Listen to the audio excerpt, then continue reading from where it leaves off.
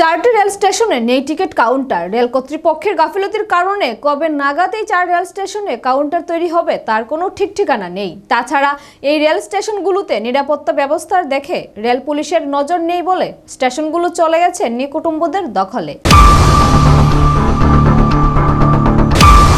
আগরতলা থেকে ধর্মনগর পর্যন্ত চারটি রেল স্টেশনে এখনো টিকিট কাউন্টার খোলা হয়নি। রেল মন্ত্রকের এই গাফিলতির কারণে সংশ্লিষ্ট স্টেশনগুলোর উপর নির্ভরশীল যাত্রীরা দীর্ঘদিন ধরে দুর্ভোগ পোহাচ্ছে। মুঙ্গিয়াকামী, জওহরনগর, এসকেপাড়া ও নালকাটা এই স্টেশনগুলোতে টিকিট কাউন্টার খোলার দাবি দীর্ঘদিন ধরে জানিয়ে আসছে স্থানীয় মানুষজন। জনপ্রতিনিধিরাও অনেকে বিষয়টা সম্পর্কে অবগত আছেন, কিন্তু কেউ কোনো উদ্যোগ নিচ্ছেন না। ফলে ভবিষ্যতে কোনোদিন এই সমস্ত স্টেশনগুলোতে টিকিট কাউন্টার খোলা হবে কিনা অনিশ্চিত। প্রথমত, টিকিট কাউন্টার না থাকায় সংশ্লিষ্ট স্টেশনের যাত্রীরা ইচ্ছা না থাকলেও টিকিট ছাড়াই রেলে চড়তে বাধ্য হন। এতে অনেক যাত্রীকে বিনা টিকিটের যাত্রী বলে রেলের টিটির সাথে বাক বিতণ্ডায় জড়িয়ে পড়তে হয়। ফলে প্রায়ই এই স্টেশনগুলোতে যাত্রীদের অস্বস্তিতে পড়তে হয়, কিন্তু রেল কর্তৃপক্ষের কোনো সাড়া শব্দ নেই। ধর্মনগর আগরতলা রেল চালু হওয়ার সময়ে লক্ষ লক্ষ টাকা খরচ করে এই চারটি স্টেশনে স্টেশন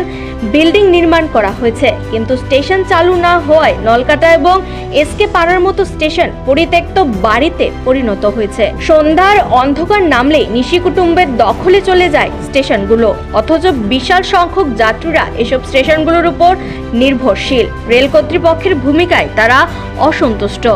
নিজস্ব প্রতিনিধি রিপোর্ট, এশিয়ান টাইমস।